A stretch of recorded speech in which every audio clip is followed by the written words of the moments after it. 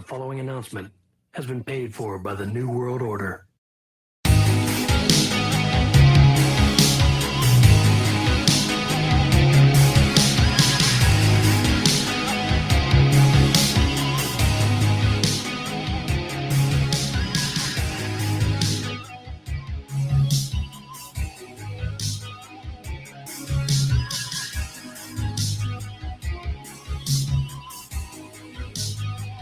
Take 3 Wrestling Podcast. It is January 5th, 2023. I am your host for the show, question mark, I think. Happy New Year. Yeah, I'm Fat I'm not Nash. used to being on the screen where I am, but Yeah, it's weird. I am Fat Nash. I am joined, as always, by Fat Hall. hey, yo. I'm also joined by Vincent, a.k.a. Soul Train Christian. Hey, yo. Happy 2023. Oh, no, that's not his line. You don't hey, yo. I What don't is know. Vincent hey, yo? I don't know, man. What did Virgil used to say back in What the day? are you doing? Virgil never used to say anything. That was the good thing about Virgil. He just shut the fuck up. Oh, put me on mute then, my joke. Finally, we found the loophole. You found the loophole. There we go. Exactly. We'll be joined by Skinny Hogan. I have him here in proxy over my shoulder with my WWE superstar that I found. Is there a Skinny Hogan that exists, though? Really? Yeah, it's Joe Lopez. No, I'm talking about like actual Hogan. I'm saying it's a Skinny Hogan that actually exists. I guess 1990 Hogan when he lost weight. Fucking When he stopped doing steroids? Yeah, I guess somewhat skinny. Jesus Christ, did you guys hear about Peyton Hillis? Yes. Yeah, is he still alive? What He's in the ICU. fuck? He's in critical condition. Yeah, Saving saving kids. drowning. Yep. Saving Jesus. kids. What the fuck is going on this week? Welcome to 2023. Here's a swift kick right in the dick. Jesus, good God. New we Year, restart? same. Can we same restart shit. the year? You You know what sucks? But you know what sucks too, Mike, is that this new theme has been doing for the last 2 months now puts me in a great mood, and then this Sure. shit happened. Thank you, Jim. My God. Well, don't thank me. Thank whatever 80s was- wrestling covers fucking page Thank- I stole this from. Thank Jim for being too wrapped up in 3CT tonight to check his Twitter, and then he opens it and punches him right in the throat. What How's the that? fuck How's that seat feeling right now, buddy? About 4 hours in. Good Lord. My ass is numb, so that's always Well, I mean, Nothing that's new. a step in the right direction. We should give me an ass a name for Thursdays now. Thursday numbness. holy hell, dude. What a No, fucking it's not. Thursday, man. Yeah. Jeez, Rough start. I got a fucking fantasy championship with an asterisk. Peyton Hillis is in critical condition, and my wife's favorite college team is under NCAA investigation. So, Happy Harbaugh- New Year, motherfuckers! so Jim Harbaugh, maybe not there much longer. Maybe going to the NFL. Let's blow this up in epic proportions. Michigan with the COVID bullshit, Peyton Hillis, the Hamlin situation from Monday night, Yeah. God bless him, man. trying to figure out what the fuck the NFL is gonna do. Yeah. Oh, and by the way, we did have some wrestling. Yeah. Yeah, we had a lot of wrestling actually. Wrestle Kingdoms week, right? We actually this is our first show of the new year. Obviously, didn't have a show last week because producer Jim Fat Hall took the week off. So Ernest Finally thought, got a week off. Fuck it, let's all take the week off. So I lumped in my my time off request with Fat Halls. No. No, you jackass do not get to lump anything in with mine. That was your 8th week off in the last 7 weeks. I took my first week off in like 52. Yeah, I don't want to hear it. Hey, I look, new year, new me, I guess, right? I'm here, right? Oh, you're That's a lie. 1 for 1. I'm in 1 for 20. 1. 1 down, 51 to go. Buddy, you're gonna black out the entire month of August like you always do. We won't see you in fucking November. You're going for like 44 this year. It was you sad make that it to- Mike if you make it to knows the my beginning of fucking March- schedule. Huh? If you If make you- it to the beginning of March without missing a show, I will If- be impressed. If he makes it to 44 this year, I may literally Wait, 44 total or 44 44 shows. this year? Ooh, here's a challenge. I'll do that. That's not a big deal. I think I did like 40 last year.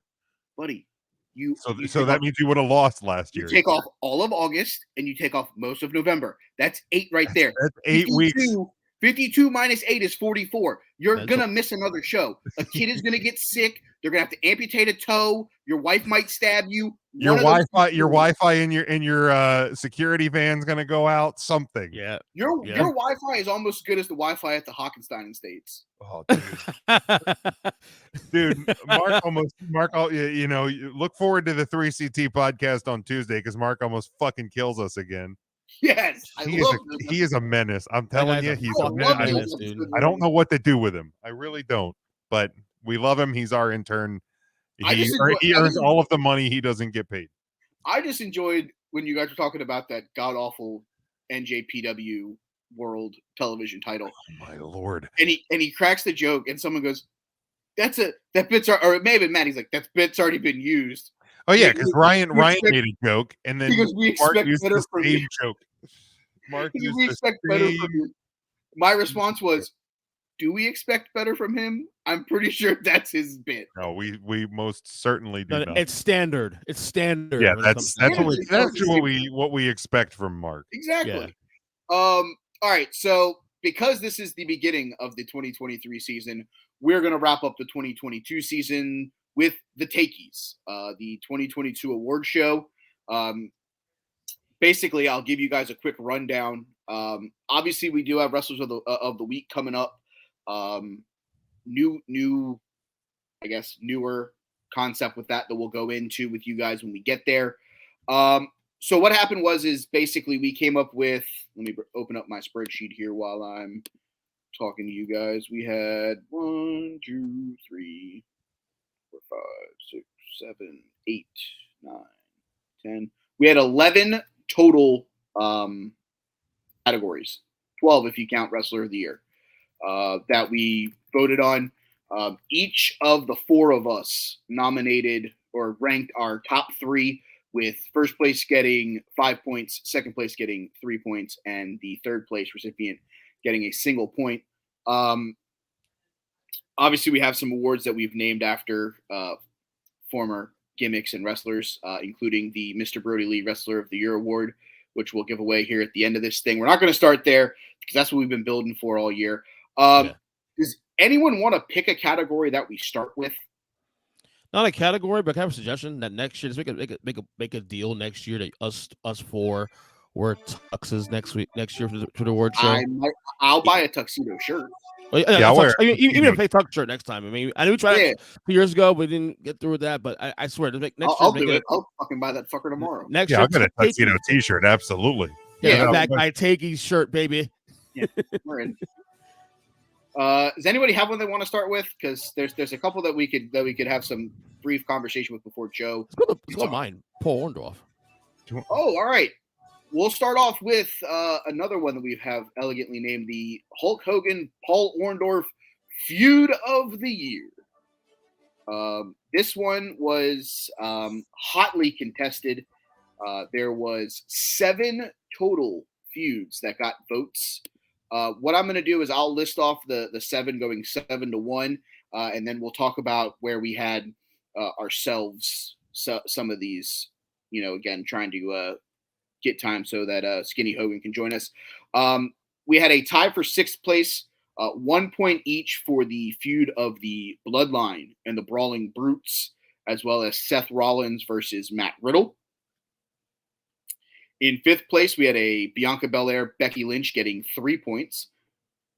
We had a tie for 3rd, 5 points each for FTR and the Briscoe brothers, as well as Gunther and Sheamus. In 2nd place with 6 points was Roman Reigns versus Brock Lesnar. And the Paul Orndorff Hulk Hogan Feud of the Year goes to Cody Rhodes and Seth Rollins, accumulating 9 points out of the possible total points. So I'll go over mine real quick so you guys at home can hear where I had things. My number 1 feud of the year was Gunther versus Sheamus, which culminated in their match at Clash at the Castle, which I think was a fantastic match. I do have my list then too. I have all 4 of ours on the spreadsheet. So if somebody has a question, cool. I can read off what there was. Was I mine love Seth and I love. Cody? We'll get there in a second. Let me finish. Okay, no problem. I loved Gunther versus Sheamus. And the thing is it also, to me, helped get over Ridge Holland and Butch, people that nobody gave a fuck about. It helped Giovanni Vinci and Ludwig Kaiser roll. But those two guys beat the ab for loving fuck out of each other. And nobody at the beginning of that feud thought that it was going to be a feud of the year contender, probably. At second, I had Cody versus Seth. Obviously, the matches that they had were fantastic. Unfortunately, with Cody's injury, we probably missed out on a little bit more of it because I don't necessarily know that Hell in the Cell would have been the end of the two of them for the calendar year. It may have been the end for the time being, but I think we would have gotten those two guys together again at some point in 2022. And at third, I had the Brawling Brutes versus the Bloodline, which obviously culminated in the War Games match. Obviously, War Games! War Games! War Games! War Games! Yeah, another one of those where the three guys of the Brawling Brutes and the five guys of the Bloodline worked their butts off. Wanted to give it love because it did lead to probably one of the greatest War Games matches of all time. So yeah, those were my three. Real quick, Joe's three, because he's not here to talk about them. His third place vote was Seth Rollins versus Matt Riddle. His second place was Roman versus Brock, and his first was Cody versus Seth. My three, I had Cody Seth at 3. I'm actually missing something in the votes. There was another feud that actually tied for third, which was Really? CM Punk and MJF, which was what got your number one vote, Ernest. Oh, okay. Yeah. My three, number 3 was Cody versus Seth. I mean, obviously, it controlled, kind of the late part of quarter 1, early part of quarter 2. Tremendous matches, tremendous build up. The interaction between the two from WrestleMania through Hell in a Cell. Obviously, the injury cut that short. I don't know. I don't know what that feud would have been if it would have been there after the Hell in a Cell match, because typically when you have a Hell in a Cell match, it kind of ends a feud. But I feel like it would have ended, but I feel like they would have picked it up again at some point. Possibly, unfortunately, we just didn't get to find out. My number 2, Bianca and Becky, that controlled, pretty much from January through August. It was the primary focus of the Raw women's division, and kind of this changing of the guard from Becky Lynch, and then the kind of the breaking point, the big time Bex absolutely losing her freaking mind.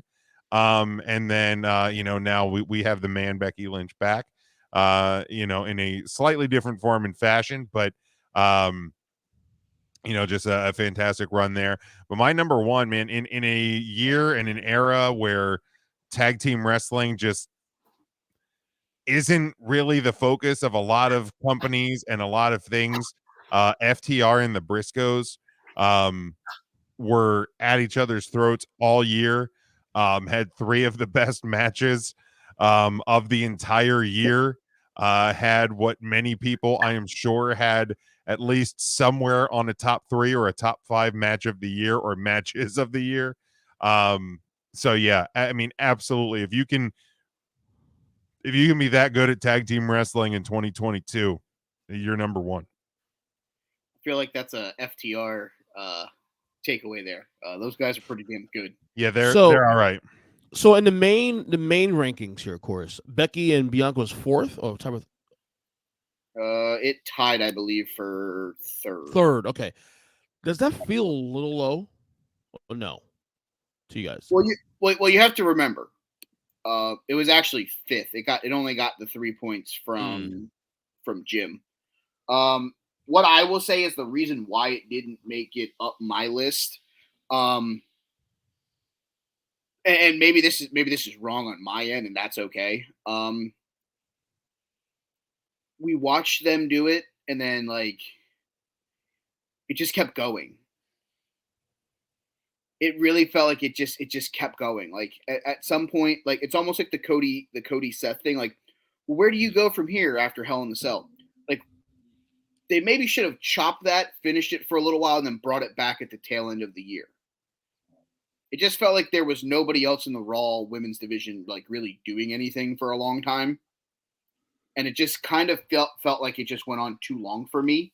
Could I argue that maybe with the transition from Vince to Hunter could have played a part in that, because maybe they would have done that with Vince was still in play. But remember what happened over the summer at SummerSlam, Becky literally turns babyface again at that event, the same month that Vince leaves the company. I think she turned face because you brought in 3 heels to basically take over Right. the number 1 heel spot.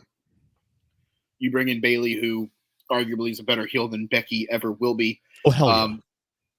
And you bring in 2 compadres to be with her. You need another face in that thought process. But then Becky's also hurt at SummerSlam. Right. It just seemed like there was a lot of that feud that if you cut the fat off of it, and it's more meat than fat, I feel like it would have went higher on people's lists. Yeah, the unfortunate part about it is Becky got the injury at SummerSlam, so you don't know what the immediate plans or what that would have looked like with the feud with Damage Control and all of that. But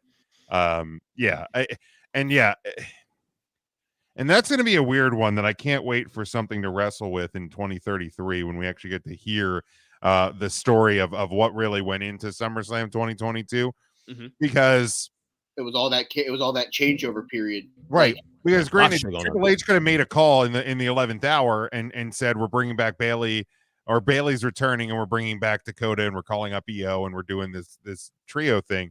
But in the same time, it's like, was that part of Vince's plan? Maybe not the Dakota part.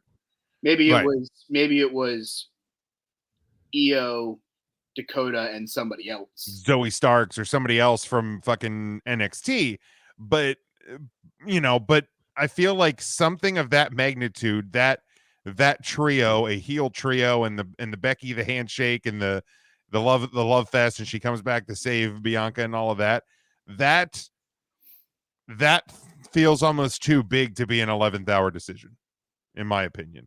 So I feel like we were getting there, maybe been a little bit different, but I think we were getting there, but maybe the pieces that were with Bayley was going to change. Yeah, not that it was going to change. That makes sense. Yeah, that makes sense. For those of you scoring at home, Ernest's was at third. He had Seth and Cody. Second, he had Roman Brock. His feud of the year was Phil from Chicago versus Maxwell Jacob Friedman. Yeah, I went AEW homer on that one. I mean, here's the thing. I'm going to be brutally honest with you, okay? That was probably one of the better feuds to pick out of AEW for the year, so I don't hate it. I was obviously at Revolution for the dog collar match that the two of them had. But a lot of that feud was carried on promos and things like that. There wasn't a ton of in-ring interaction between them, which I'm okay with. I get it.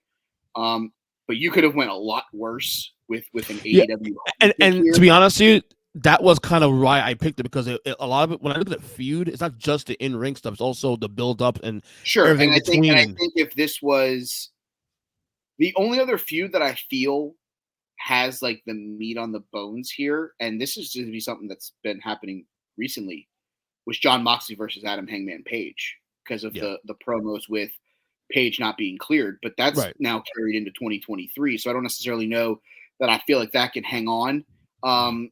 Honestly, the corny pick would have been the Punk versus the Elite because of the whole backstage bullshit. No, I'm good on that. I'm glad it's not that. I just feel like Punk versus MJF is probably the best feud that AEW had in the men's division. In the women's division, you probably could have put Thunder Rosa versus basically everyone, because she pissed everybody off on the way out, sounds like. So, all right, so that's feud of the year. Congratulations to Cody and Seth for that. Kudos to them. Let's go over, and this one should be a fun one. I'm gonna pick this one. We're gonna go with promotion of the year. So we had 5 total companies get votes in this category. In 5th place with 1 point was Impact Wrestling. In fourth place with 2 points was Ring of Honor. In third with 3 points was Game Changer Wrestling. In fourth with 2 points was All Elite Wrestling. And the 2022 Promotion of the Year, a clean sweep, 20 of the 20 possible points goes to World Wrestling Entertainment. I mean, it makes perfect sense. And even with the transition, I mean, to be honest, it got better after August. It's got better. So I mean, we all agree with that. I'll tell you this much: I am the only person in the panel that did not have AEW in second. I had AEW third. I had Game Changer Wrestling in the 2 spot. I liked a lot of what GCW did this year. And I felt like there was some storylines in that promotion that got over more and feuds that got over more than some of the stuff that AEW was doing. And again, and this is something that, I obviously was involved in 3CT tonight in the comment section. Sometimes a 7-hour show is just too much. And when you only got 4 of your shows and then a wanky show that's like a combo show with New Japan Pro Wrestling, I don't necessarily know that I love the fact that we now have to sit through these marathon shows. I get it. You don't want to saturate the market because you're still charging $40 or $50 for a pay-per-view. I get it. You want to keep your content high, but that doesn't mean that you need to have a 9-hour show. Exactly. Trim some of the fat. I get it. It sucks, but not every pay-per-view needs a Jade Cargill title match that she's not going to lose. Make it mean something. That's it, and it just didn't feel like it meant a lot. I'll tell you this much: New Japan was on my short list of something that could have dropped AEW completely out of it. But I feel like New Japan is still taking a big hit because of the COVID restrictions that are just starting to be lifted in Japan. Crowds are just starting to be able to cheer again and things like that. So while New Japan had a good year, structural wise and match wise, the lack of the heart of the Japanese crowd has really kind of made it hard to be all in on New Japan so far this year. I've enjoyed it, or last year I should say, I enjoyed it, but I couldn't put it ahead of AEW because I feel like even with the mediocrity that has been All Elite Wrestling at times, it's still ahead of New Japan because of just the basic ability to have strong fan interaction. Right. That's just my personal I agree. opinion on that. Yeah, my number 3 I had Ring of Honor. It's back. Obviously, it's different than what we've known and loved Ring of Honor being, but Tony Khan resurrected. Tony Khan presents professional wrestling, but I know we joke about it, but we've all kind of agreed as well that the wrestling world's better when Ring of Honor's in it. So for them to come back and I think really to kind of finish strong, with the final battle in December, kind of put them over the top for number 3 for me. Yeah, look, AEW had their issues. No company is without them, obviously. Even WWE has their issues, and we'll learn more about that in the coming weeks. Are you serious, Jim? I am serious. But the way I look at it is, in terms of weekly TV numbers, which I argue with it. WWE, I'll argue in AEW's favor that in 2022 that it doesn't mean what a lot of people think it means. They also didn't really lose anything. They were also at or near the top of cable ratings on a weekly basis. They added, they had some of their largest gates at some live events, pay-per-views, and they had some of the biggest ticket sale numbers and pay-per-view buys they've ever had. So despite all of the 18-hour pay-per-views that we get subjected to with them and some meaningless matches and too many titles and all the things that we do gripe about, AEW is still number 2 for me. Obviously WWE number 1. They're the biggest, they're the best, until somebody knocks them off of that perch. They will always kind of be there. And yeah, with the change of power, which may or may not be embroiled in another power struggle, but that's something we don't really know a whole lot today. Facts today, so we won't have the time to really dive into it. We'll know more probably by next week, but WWE had its like strongest 5 months they've had probably in a long time after the change of power. So when you can remove somebody that's been running the business for generations, and you're doing it bigger and better, you got to be number one for me. Words out my mouth, buddy. No, I agree. I mean, I said a while ago, like to me, once the changeover with Hunter, I think it was probably AEW and WWE, head to head, probably to the summertime, and then once Vince was gone and Hunter came in there, it felt fresh, and added with the stuff that happened with Phil and the Elite, doing All Out and all that. I think just the bad press they were getting in the AEW, and just it felt unstable. Meanwhile, you had WWE, starting to become more of a not just a fresher product, but also the fact that people actually thought all wrestlers that left there or got released several years before open to going back there again, and this felt like a better product. And me, we started this podcast a couple years ago. I'm the AEW mark. So these are gone now, man. I'm now WWE over AEW, and I have been for quite a while now. You want to add anything? Did he just imply he watches wrestling? Sometimes. And this isn't I'll give you this, Joe. Even if I don't watch we like I used to, I make a priority to make sure I watch all WWE premium live events always, no matter what. I don't miss those. AW ones, I'm like, oh, we'll see when it gets there. Would you watch the AEW ones if they were available to you for $9.99 a month on a streaming service as opposed to $40 a pop? I don't think the money necessarily matters because I've always you stream this shit for easy. Yes, but of course, yeah, they place it easier. Yes, obviously. But real talk though. But real talk, Joe. The product is better. The product is fucking better. Shane McMahon dancing around the question. but real talk though, the ease product is much better than AEW's right now. It really is. You would mention that. I'm just more excited about it. I mean, that's fine. You still dodge the question for no reason whatsoever. But the answer is yes. Yeah, of course. There we go. All right. I'll read this off for Joe. You can add anything you want to add. Your third promotion of the year was Ring of Honor. Sure. That sounds right. Second was AEW. Unfortunately. And first was WWE. Yeah. It was like the same argument Jim made. Like, you really can't vote against AEW as number 2, but kind of feel dirty doing it. I did. I put GCW. What's funny? I respect it. What's funny is that this time last year, I remember Joe saying on the podcast back in February-ish. Hey, babe. Thank you. That AEW battery in the van dying.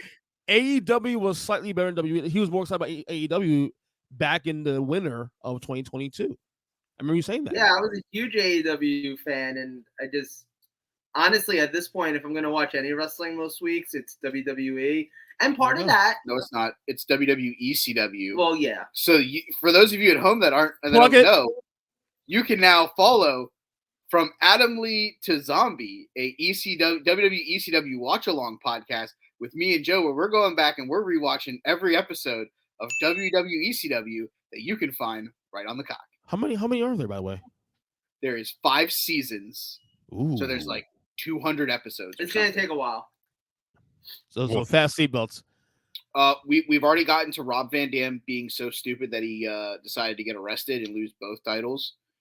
We filmed that. It's in the can. That'll come out in probably the 1st of February because we're going to release every Monday. That'll be on your stream. If you're not already, hit the subscribe button on that. You can watch WWECW with me and Joe doing bits of commentary, including not breaking news, where we talk about what is actually going on in wrestling 4 weeks ago. That's gonna be fucked up. So that's quite interesting. I'm like, oh, not breaking news. This guy just won the match. Oh yeah, 3 weeks ago. Happened. Fucking A. No, my favorite is on the episodes where it's like, oh yeah, the Royal Rumble was this past weekend. I am shocked by who won. Did you Right. see that comment? And we're ready. Yeah, We're going into Mania very soon. We're literally just like, oh man, I can't believe that occurred. Like I did not see that comment. We don't know what's going on. We're just being smartasses the whole time. All right, so I picked promotion of the year. Ernest has picked feud of the year that we've gone over already. Jim, pick a category. Let's go with worst match of the year. All right, Ooh. the worst matches of the year. Was there a title for that? Like, did you give me like a name? Oh yeah, for that? the Duke the Dumpster. No, that was the wrestler. Okay. I have the Duke the Dumpster Drose worst wrestler of the year award, which we'll get to momentarily when we talk about that. But worst matches of the year, 8 matches received at least a vote in this category. In 8th place, receiving 1 point, was CM Punk versus Jon Moxley at All Out. That's fair. 7th place, receiving 2 points, was Anna Jay versus Jade Cargill from Double or Nothing. Easy for you to say. Exactly. We have a 3-way tie in 4th with 3 points for Ric Flair's last match, which was him and Andrade versus Jay Lethal and Jeff Jarrett. Not put that on my list. Yeah, Fuck. How did So I mad. fuck that up? So bad. Jade Cargill versus Nyla Rose at Full Gear. Oh, that's right. I went to therapy. I blocked it out of my goddamn mind. I don't blame you. And is the women's Money in the Bank match from Money in the Bank. In 3rd, WrestleMania Night 2, Vince McMahon versus Pat McAfee, got 6 points. In 2nd place was Ronda Rousey versus Shotzi Blackheart from Survivor Series, getting 8 points. And the worst match of 2022, Ronda Rousey versus Liv Morgan from Summerfest. Gotta say though, even though the third number 3 was McAfee and Vince, bad match obviously, but fun. The whole thing was fun though. The spectacle was fun. Yeah, no, I'll be honest. I saw that you guys had voted for that one, and I literally said to Mike, I didn't hate that one. Like, why? I don't. The match itself was god awful. Yeah, it was awful. I believe you. I don't remember it being that bad. Because the spectacle was great. No, because we were there. I went back and rewatched it a couple weeks ago. Okay. Hot dumpster fire. Like, it's bad. Here, look. I'll get it out of the way. Like, I had it 3rd. It was my number 1. It was. I mean, here's the deal. In terms of a bell-to-bell match, like, damn it, I can't believe I forgot that Ric Flair match. Who wins? But I'll still put this one up as number 1. Like, Ric Flair's last match was bad. I'm mad. You reminded me of that actually. Shit. Damn you, Ric Flair. But yeah, no, the like from bell to bell, the McAfee McMahon match was garbage. The other Gaga around it, obviously Austin coming back out for the stuff at the end night. saves it. Yeah, like it was a cool moment, but the match itself was bad. And I think that's why you remember it more fondly, because the stuff at the end with Austin and stunning everybody and all of that, especially the night after him wrestling Owens, it saved the segment. But Vince McMahon over Pat McAfee in however long that fucking match went was not good. I mean, here's the deal: you weren't getting that segment if Austin wasn't coming back out anyway. Like that moment was a catalyst. That match was a catalyst to get Austin back out there. So Correct. it wasn't like it was going to happen no matter what. It was just because the match itself was 3:45 bell to bell. 2 minutes and 58 seconds too long. It was also 2 minutes and 5 seconds longer than Sheamus and Ridge Holland defeating the New Day. So fuck that.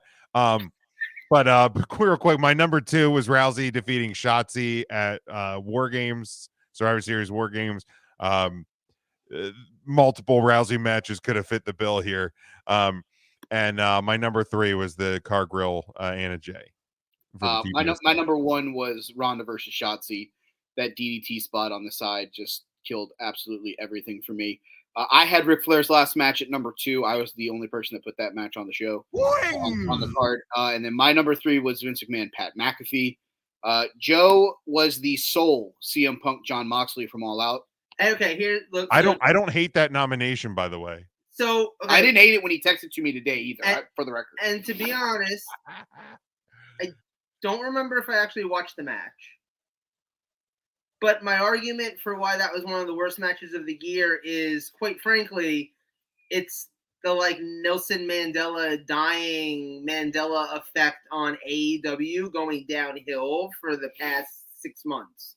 Or I guess 4 months. It happened in September. But honestly, like Punk wins back the title that night. Ace Steel bites some bitches. And then all of a sudden, AEW is a fire dumpster. Like, it was already kind of getting pretty bad, but then that happens because of that match, and it all just went to shit. So if that's not the makings of a worst match of the year, I don't know what is. You're not wrong. I don't hate it. I don't hate the nomination, period, because I thought the match sucked as well. Yeah, the match wasn't good. There. Like, and here's the deal. Like, if because that All Out is, again, however somebody wants to argue it, it's either WrestleMania or SummerSlam for AEW. Could you imagine if that match was a main event for SummerSlam or WrestleMania? WWE get destroyed for it. Oh, for sure. I forgot to change our little ticker. There we go. Oh, there it is.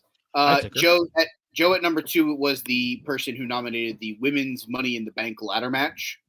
That was like a car wreck that was you don't Liv, have to right? deal Yeah. with that. Yeah, that was Liv a on bad that. one. Yeah. And then he had Ronda versus Liv at SummerSlam, as did Ernest. You know my feelings on Liv Morgan. I just That's why never you got hated that into her. That's why you hated Money in the Bank too, because she won it. Honestly, not that she won it, but like her and Shotzi and Raquel, particularly Shotzi and Raquel in the Money in the Bank match, like they just did not belong. Like they had bad nights that night.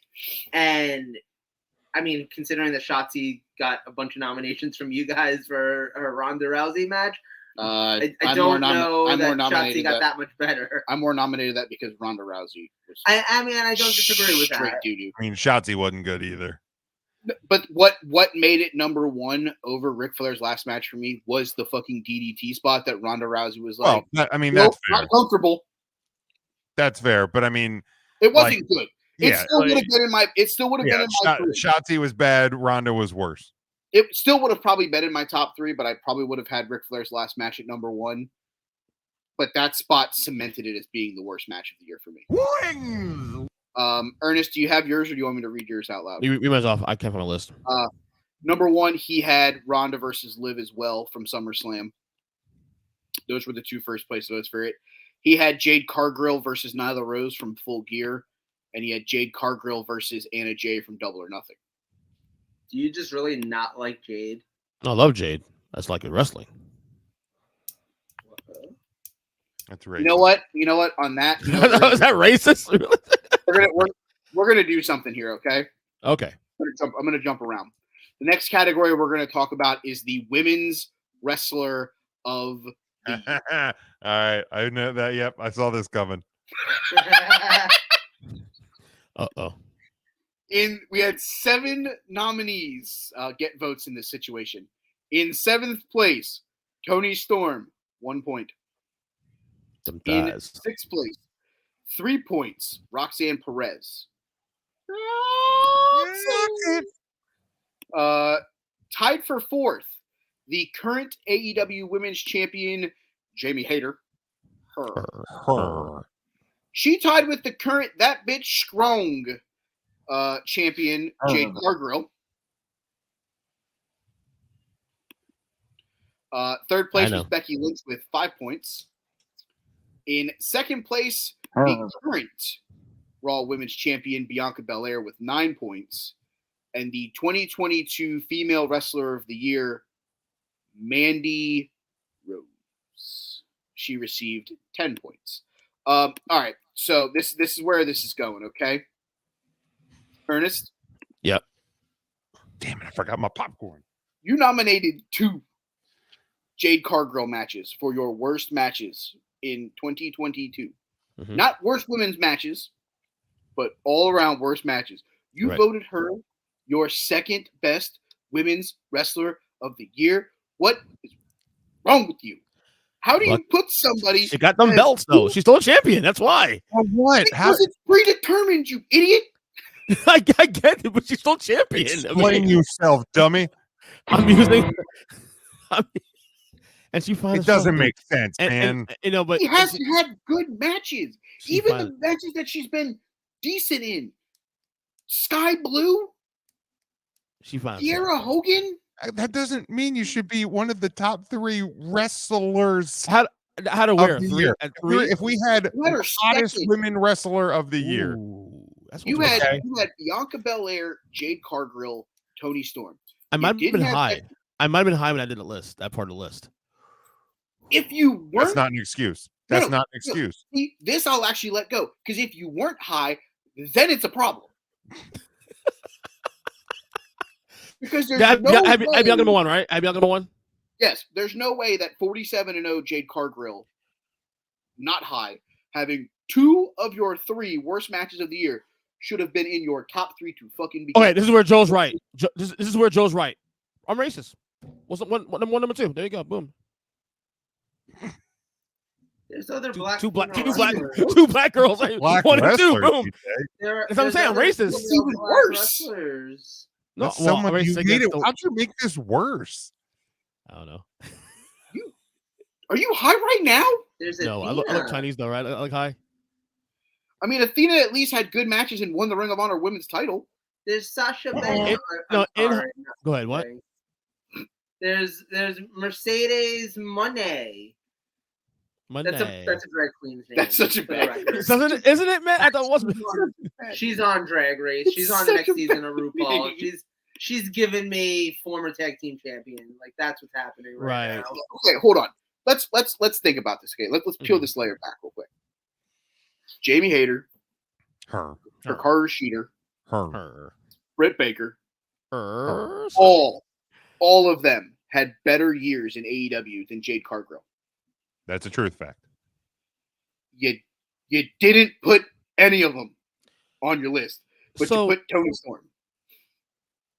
well, I mean, If you had to put Toni Storm at 2 and one of them at 3 and left Jade Cargill off the rankings, I don't think I would have but hated isn't it it much. possible to say that she had bad matches, which we all agree to, but in terms of her profile this year, she Buddy. was Wait, the what were biggest your- star what were in the your fucking three? company in that His top division. 3 in order: Bianca Buddy. Belair, Jade Cargill, Toni Storm.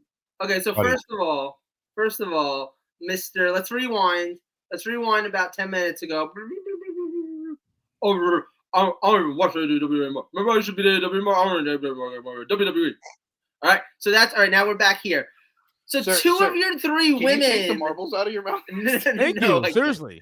can't. No, 2 of your 3 women were from the company that I don't even remember anymore. I watch WWE.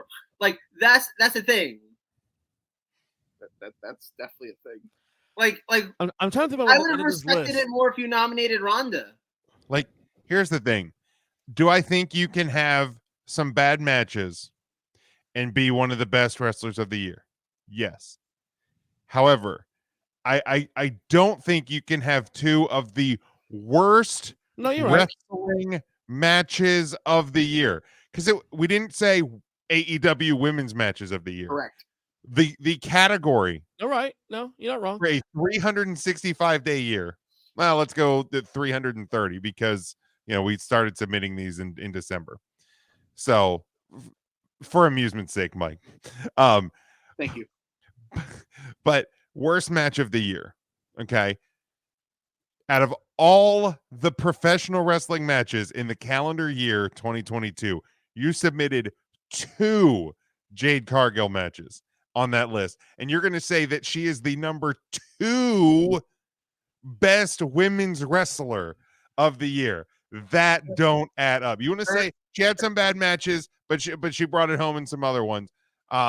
Yeah, I mean, that's why she's number 2, not number 1. Jim has her at 3, which is fine. I get it. Wait, Ernest, realistically, Did you only watch 3 women's matches all year, and that's why those 2 were in your bottom 2? No. But the matches she top women because you but the only ma- saw Here's the some thing. I had women? Cargill at 3 because I think, objectively speaking, she is the biggest star of the AEW women's division. well, that's exactly what I was going for right too. now for That's the why. majority of the year. Hold Yeah, on. but he didn't. That's but, the but weird Jim- part, though. Jim didn't I also nominate. didn't nominate two of her your for matches. 2. Like, I didn't have a Ronda Rousey or I didn't have like Rousey or Shotzi in my top women of the year, like, because they weren't. Okay, so I have Jade Cargill's 2022 up right now. Okay, I'm gonna reel this off real quick. On the January 5th show, she won the TBS title, beating Ruby Soho. Sky Blue in 2 minutes, Anna Jay in 8:45, Julia Hart in 2:28, AQA in 7:44, The Bunny in 6:50, Tay Conti in 7 minutes and 3 seconds, Marina Shafira in 11:41, 6-woman tag match with the Baddies against Sky Blue, Trish Adora, and Willow Nightingale in 2:46. Anna Jay in 7:25, one of your worst matches of the year. Congratulations. Willow Nightingale in 4:58, Layla Gray in 1:55, Athena and Willow Nightingale in 8:25, Madison Rain in 7:47, Athena in 4 minutes, Diamante in 2 minutes 30 seconds, Willow Nightingale in 7:31, Trish Adora in 1:50, Marina Shafira in 2 minutes and 20 seconds. Randomly, she beats her 9 minutes faster this time. Makes sense. Nyla Rose, another one of your worst matches of the year, 7 minutes and 59 seconds. That's 8 minutes too long. 6-man tag match against Kiera Hogan, Madison Rain, and Sky Blue. Dream Girl Ellie in 1:20, and then Bert Vixen in 5:01. And her last match was a successful win against former baddie Kiera Hogan in 7 minutes. She didn't have a good match all goddamn year, and she's your number 2 fucking women's wrestler of the year.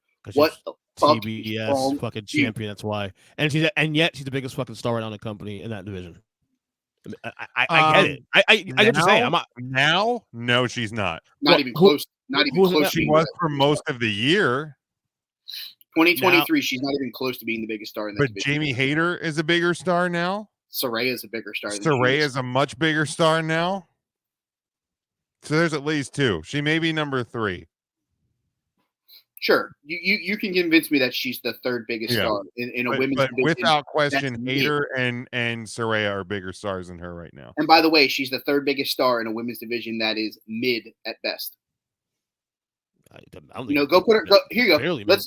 Let's play devil's advocate. Go put her on Raw or SmackDown right now. Top 5 maybe. SmackDown, she's got a better shot because the only people. Of course, the talent level there's fucking night and day. Charlotte and Ronda Rousey. If she was top 5, maybe that's still a good spot for her though, too. Because the talent level in WWE versus AEW. I don't think she's top 5 in all of WWE. She might be top 5 on the show that she's on. Maybe. I'm taking Becky. I'm taking Bianca. I'm taking Bayley. I'm taking Charlotte Flair. And you could sell me Asuka. I'll take Asuka over her. No, I still think Jade's a bigger star. I think Jade has bigger star power. Yeah, Jade's a bigger star. She might be 5th, but I'm taking Charlotte. Jade is all presentation. That's what it is. Sure. But the problem is you wouldn't have voted Goldberg your number 2 wrestler of the year, being 157-0, and his biggest win is against Billy Kidman. Like, you wouldn't have done it. Well, so, and I mean, here's the thing. It's not even that. Look, for me, and I think we're probably spending too much time on this. We didn't even talk about the winner. With all the categories left to go, but with it's the 2 of her matches on your worst matches of the year. Right, I get it. And she's your number 2 wrestler of the year. That to me is a bit striking. I should have crushed Ronda more honestly on that one, but I figured you guys have done it themselves anyway. But whatever. Congratulations to Mandy Rose, 400+ day title run with the NXT title. What's she doing now? Oh wait, making millions, millions now, making millions. Sucks that the situation occurred the way that it did. I don't think it's a forever thing, obviously, but she'll be back. Make the money while you can, girl. Congratulations on winning the award. That pot will start to dry up eventually, and then she'll be back. Sure, I wholeheartedly agree with that. Joe, you haven't picked the category yet for us to talk about. Why don't you go ahead and dabble? I had to go to that one next because of where we were at with the worst matches. It just felt like it was too much of a easy to dunk on Ernest. Let's do feud of the year. Or did that? We have done feud of the year. Oh, I didn't know that. I said that when you Okay, said you weren't that. here. We haven't done storyline, worst wrestler, show of the year, men's wrestler of the year, tag team of the year, faction of the year. Let's do men of the year because we just did women and I prefer doing men. That's not surprising. Obviously. All right, we had 5-point receivers for this one. In fifth place, receiving 3 points, the honorary Oos, Sami Zayn. All right. In fourth was the American Nightmare, Cody Rhodes. In third, receiving 8 points, was Seth Franklin Rollins. We have a tie for the number one spot between Really? John Moxley with 11 points and Roman Reigns with 11 points. They are the co-men's wrestlers of the year. I'll be the first one to start off reading off mine. I had Roman Reigns in third. I had Cody at second, and I had John Moxley at first. And here's my specific and a wholeheartedly reason why I voted the way that I did. Roman Reigns is, without a shadow of a doubt, the character of the year. But when it comes to in-ring wrestling, the 8 matches that he had on national television, I don't think outweigh the importance of the matches that Cody had with Seth Rollins, as well as his matches with The Miz prior to him getting hurt. And I think John Moxley was the absolute ball-carrying bell cow back of AEW, who wrestled every week, basically, while he was supposed to be on vacation. So from an in-ring perspective and an in-ring perspective only, I took the two of them over Roman. But I don't think without a shadow of a doubt that Roman Reigns' character is the character of the year. But I went with wrestling because it is the wrestler of the year, the men's wrestler of the year. That's why I have Moxley at 1. That's why I had Cody at 2. Just my personal sell on it. Roman had a great year. He's going to have great years moving forward as long as he wants to stay in the professional wrestling business. Absolutely, not denying that at all. But I just went basically because I felt like that Mox and Cody had more important matches in the ring where Roman was able to do more to get people over via the microphone. So that's my reasoning behind it. I'll let you guys. What was my my top 3 on that? Your top 3 in order. In third was Seth Franklin Rollins. In second, you had John Moxley. At number 1, you had the head of the table, Roman Reigns. Right. Roman's now in 87 Hogan mode now, where he's not only wrestling the big events. That's it. I mean, I feel like that was basically what he was doing when he won the Universal title when he came back. More so now. I mean, especially with the injury. I'm saying when he came back from being sick, I feel like he was doing that anyways. They were limiting what he was doing because they didn't want to have him potentially catch COVID with his immune system being as bad as it is. Like, I get it. Like, he did to start 2022 anyway. Yeah, but it works though. Less is more. I like less is more for him. I don't have a problem with less is more if he didn't have both world titles, and we've talked about that. Yes, correct. That's just my thing. Like when Brock Lesnar didn't have the title, had the title on Raw, and he was AWOL, and it made the other mid-card titles more important. I was fine with it, but I knew that Roman was going to show up or Brock was going to show up on an episode of Raw eventually to lead up to a feud. Obviously, the 3CT guys were talking about their wish list for 2023. I commented split the belts. Tim said no. Tim, I love you to death. I don't know if you're listening to this, but I said I disagree because Roman never shows up on Monday Night Raw. Tim is wrong on that one. Sorry. No, I'm just saying, if Roman showed up more on Monday Night Raw and actually had matches on Raw, with an opinion, but no, that's what I'm saying. I personally don't think he's wrong. I'm just saying I disagree with him because I feel that Roman is never going to show up on Monday Night Raw. Like I said, the only good has done for champion of both shows and never be on. Right. Raw. The only good has happened with him having both belts is the fact that it has elevated U.S. title a little bit, IC title a little bit last year. I will say that. I mean, he has been on Raw a little bit now. I mean, he even wrestled on Raw in. I think he wrestled a 6-man tag match back in like July.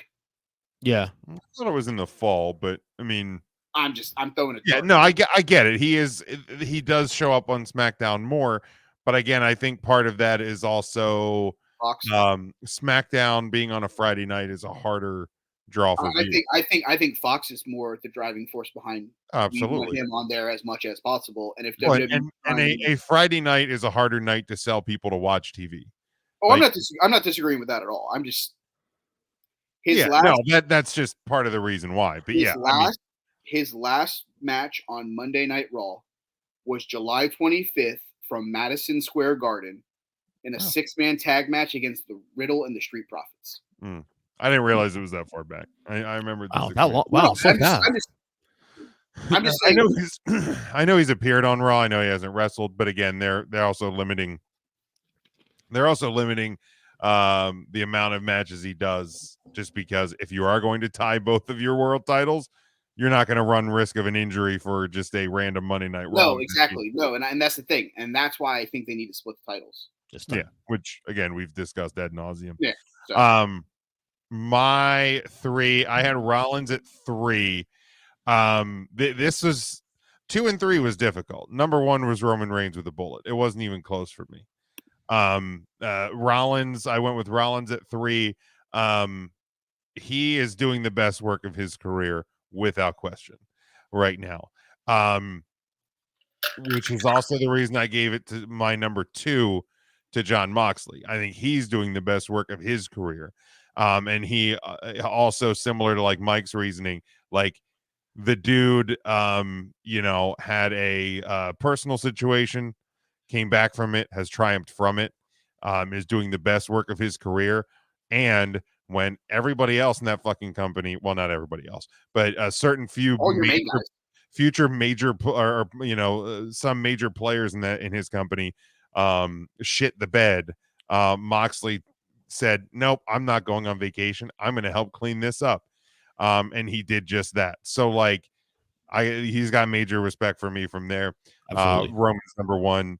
I would have loved to have had Cody on my list, but for me, I know like this is just my thinking on it, because I know Mike, like, and I don't disagree that like the impact of Cody's return in matches, but it's hard for me in the way that I craft my list to have a guy who basically worked like 6 matches in a like 2.5 month span to and again, the injury sucks. It's super unfortunate, because I think Cody Rhodes could have potentially had not only a top 3 year, I think he could have had a male wrestler of the year had he not. Oh yeah, without question. If he wrestled out this year, he'd be on there. I think he gets one of the titles at SummerSlam.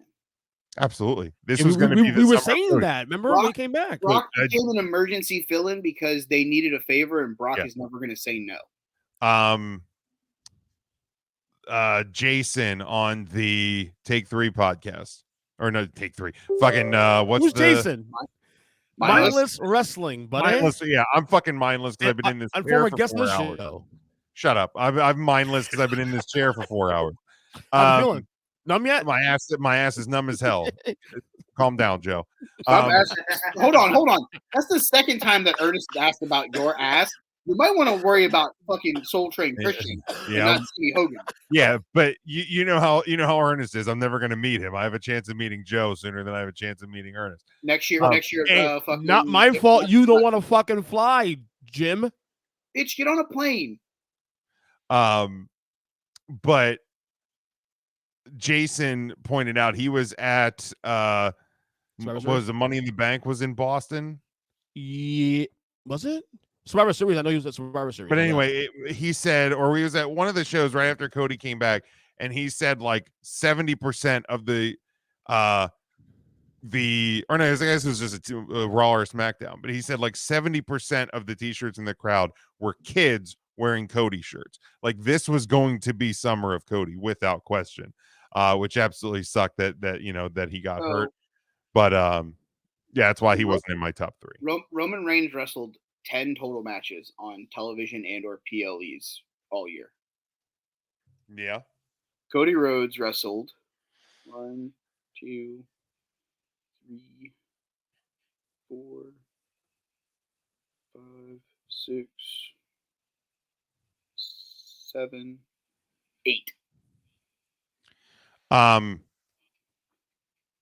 Almost I'd have to look at the list, But I bet 6 of those matches on Roman's I could have had in a top 10 if I didn't want to spread the wealth. 6 of the 10? I'm thinking about it, and possibly I'd Well, have to go look at the list. I'm not going to do it now in the interest of time because I don't want Well, this show, I'm just I don't saying. want the show to take 14 hours. Room for all those Jade Cargill matches. But like it was more about, I mean, Roman, and again, the injury sucked. Roman and the storyline and the magnitude of the matches, everything was important. Cody, but again, it's in the over the course of 12 months. Cody, because of the injury, was limited to 3 months. I'm just saying that I'll tell you right now, there's no way that the match from this past Friday from SmackDown would make a top 10 list for me. And there's no way that the 2 6-man tag matches that he was on would make. So you would have to reel off basically 6 out of 7.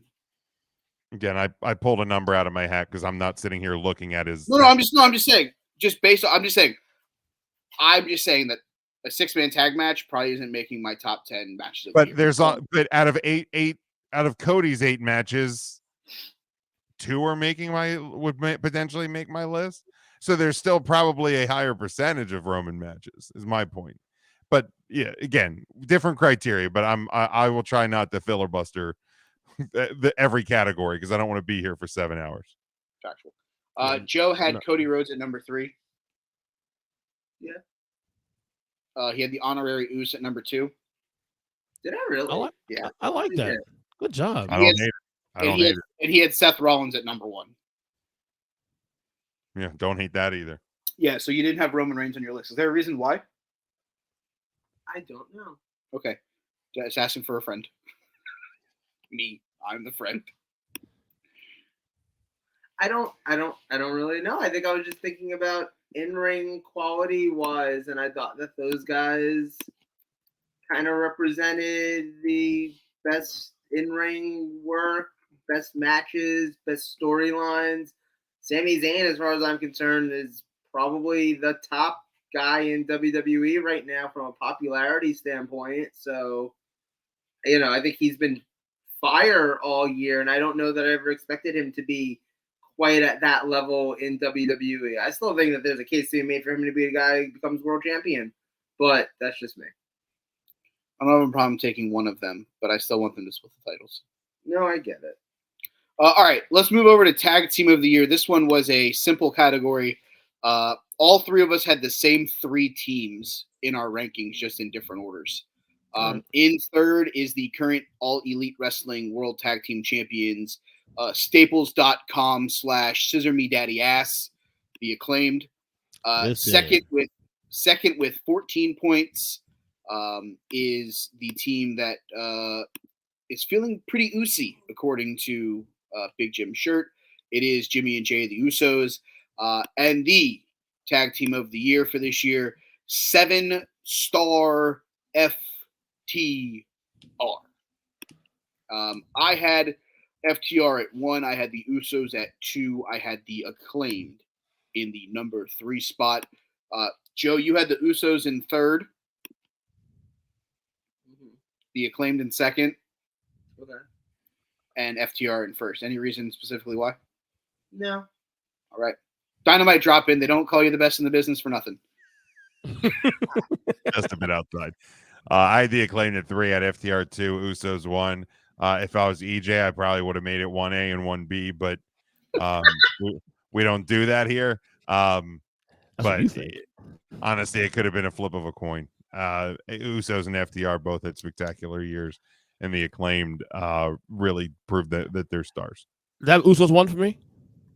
You had the Usos at 1, FTR at 2, and the Acclaimed at 3. Okay, all right. You right over there? Yeah. You all right, bud? No, he sent me something wrong. I can see it in his face. No, we're good. No, that's a lie.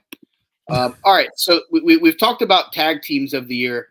Let's go on to factions of the year. Let's get this one out of the way. 6 total teams received votes. in this situation. For those of you at home that are following along with us, we internally had a discussion. A faction could include any that had more than 3 members of it, because that was like, is it a stable or is it a faction? We decided to say anything that was more than a tag team qualified for this specific category. In 6th place, receiving 1 point, was the Brawling Brutes. We had a 3-way tie for 3rd with 3 points, including the Blackpool Combat Club, the Judgment Day, and Toxic Attraction, all receiving 3 points. In 2nd was the Jericho Appreciation Society, getting 6 points. And surprise, surprise, your 2022 faction of the year, a clean sweep. Acknowledge me. You're the ones. It is the Bloodline. No surprise there, really. No, I thought this one was going to be the easiest of all of them. My faction of the year order, I had the Bloodline at 1, I had the Blackpool Combat Club at 2, and then I had Toxic Attraction in the 3 spot. Joseph had the Brawling Brutes at 3rd, the Judgment Day at 2nd, and number 1, he obviously had the Bloodline. That was the clean sweep. For the record, the thing that I just realized before is I didn't know that these were supposed to be in any kind of order. They're kind of in the order of, oh, hey, this is what I thought of. Now you say this now, in the middle of the fucking podcast now, buddy. Really, Joe? They were just the third ones I That's probably one you should have kept in the drafts, bud.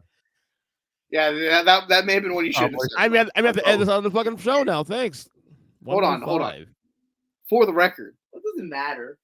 this is why asking Joe to do a list of any sort is hot garbage. That's why when he was like, I swear I'm going to do Wrestler of the Month on my own if the list is smaller. I said, bullshit. It's not going to happen. I know it's not going to happen. I've been this guy's best friend for fucking 15 years. Want to find out fucking next week? No, we're going to find out January 1st because you can't do Wrestler of the Month if we haven't had an entire month yet. Oh, the month, right. Sorry about that. Yeah. Whatever. Dumbass. Jim, who did you have in your factions? I had Toxic Attraction 3, Jericho Appreciation Society 2. Look, as much as it's silly and whatever, it's been long running, and we've seen Garcia kind of come into his own. We've seen Parker and Menard come into their own. Fuck Sammy Guevara, fuck Jake Hager, but like it's been. Why the Jake Hager hate? He sucks. All right. I was just asking. But they've been at the forefront of the number 2 company in the world for pretty much the whole year. So I personally enjoyed the Jericho Appreciation Society better when it was Sports Entertainment Extreme. I liked it. Wait, what was Jericho's first faction in AEW? Yeah, I liked it better when it was. I'll be watching you. But it's and it's given us moments like Action Andretti and shit like that, or Action Andrade, whatever the fuck that means. Andretti, like the race car driver.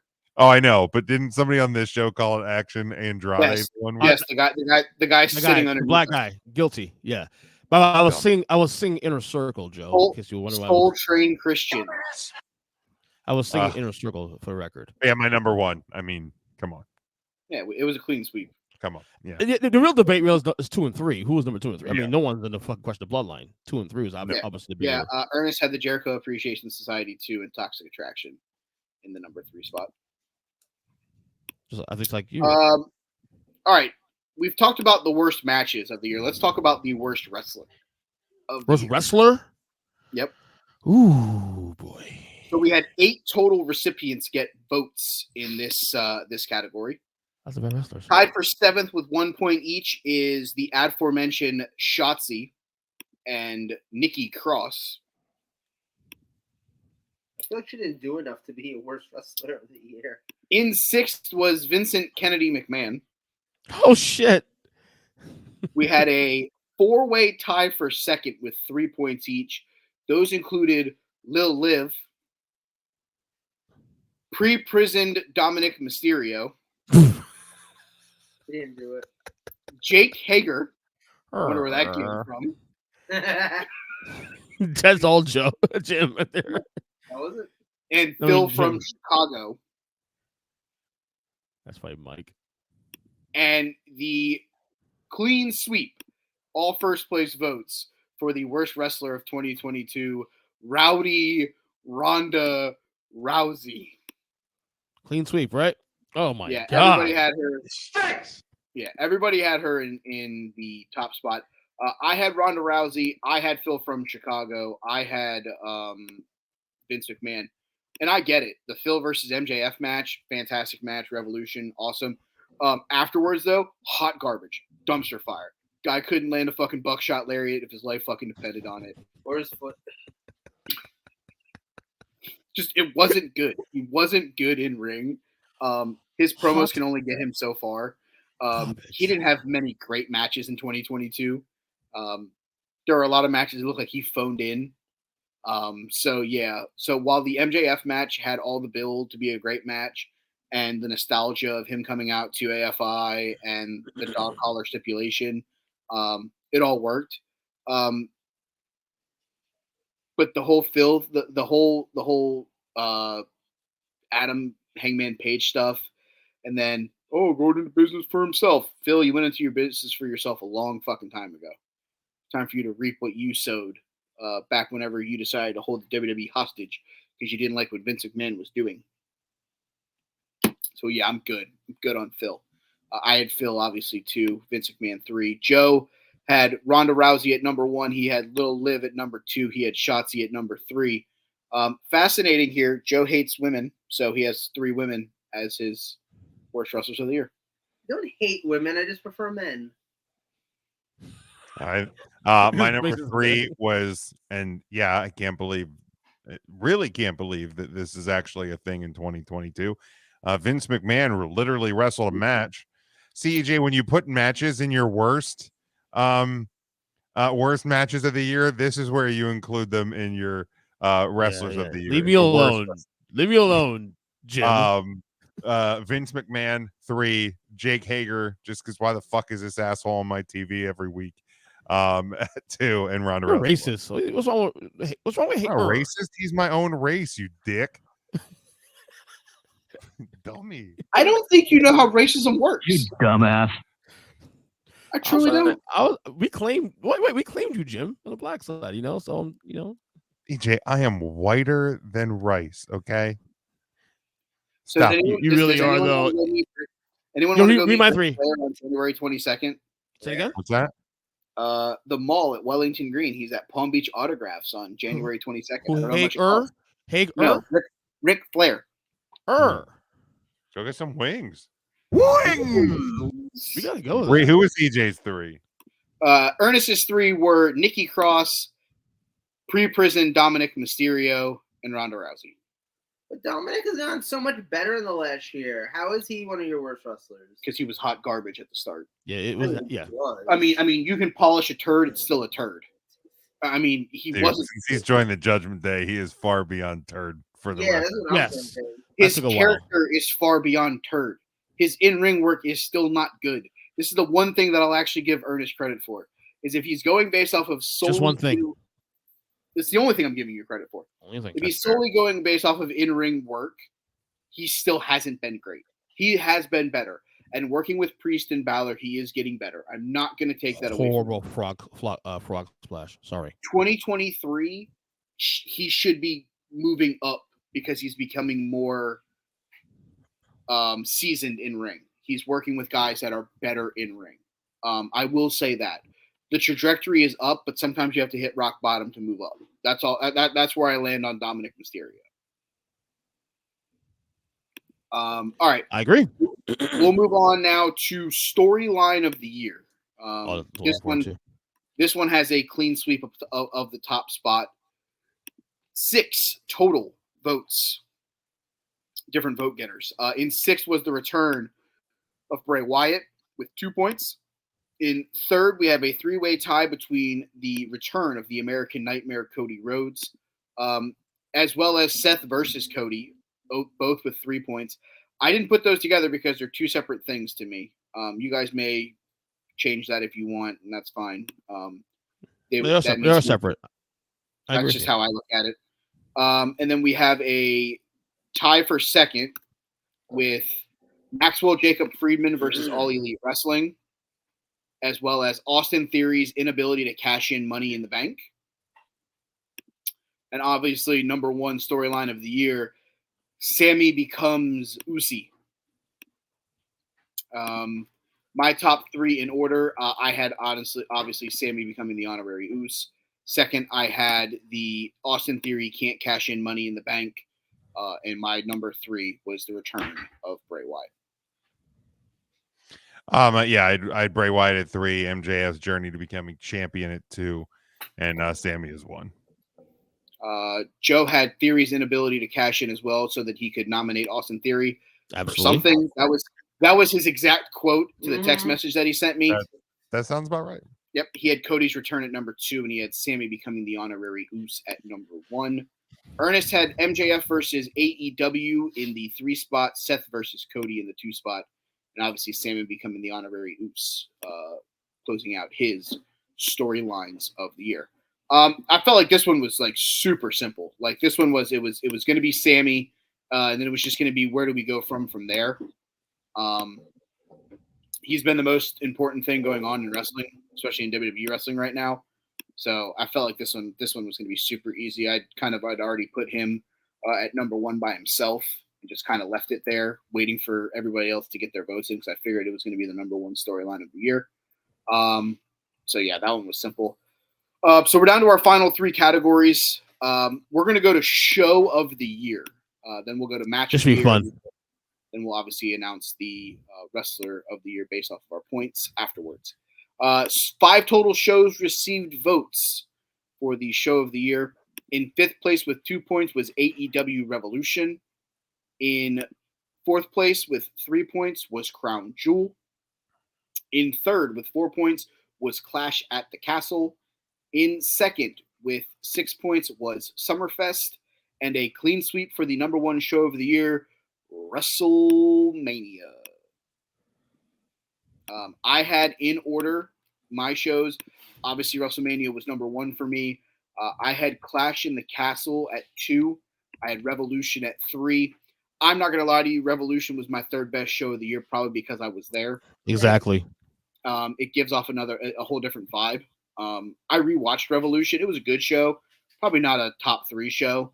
Summerfest probably was better than it, but when you're there, it eats a little different.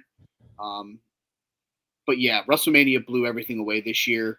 I get it, 2-night spectacle, but both of those shows were loaded with returns and things you didn't think you were going to see. Obviously, the return of the American Nightmare, Steve Austin coming back and having a match that nobody ever expected to occur. Yeah, it just worked out perfect. WrestleMania was number 1 for me. It just felt like it was the easy decision. Joe had Revolution at number 3. He had Summerfest at number 2. He had WrestleMania at number 1, obviously, also. Can you remind me what I had for mine? Because I didn't get them on my sheet because I forgot we had this as a category. Yeah, you had Clash at the Castle at 3. You had Summerfest at 2 and WrestleMania at number 1. Yeah, Summerfest and Mania were 1 and 2 easily. Clash at the Castle, man, it was just so much better than I expected, and it was capped off by a phenomenal main event.